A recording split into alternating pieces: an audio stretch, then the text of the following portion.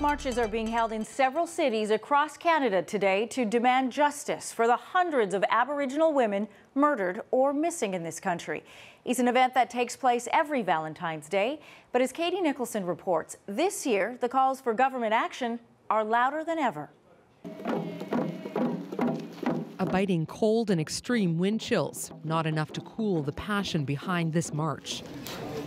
Grandmother Jerry Shingoose isn't just here to lead prayers. Like many here, she's lost a member of her family. My sister, she lived in Edmonton on the streets. Shingoose is one of many in the First Nations community calling for a national inquiry into missing and murdered Indigenous women. We need to find out where our missing and murdered women are for these families. A sentiment shared across the country today in rallies and ceremonies. Statistics Canada says Aboriginal women are almost 3 times more likely than non-Aboriginal women to become a victim of violence. And the RCMP says there are 225 unsolved cases of missing or murdered Aboriginal females.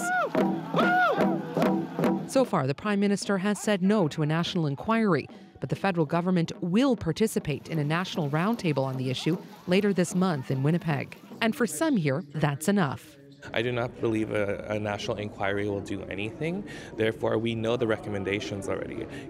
We need action. Alea McIver grew up in the child welfare system and was victimized on the streets. Her cousin was brutally murdered. She says what's really needed is more frontline services.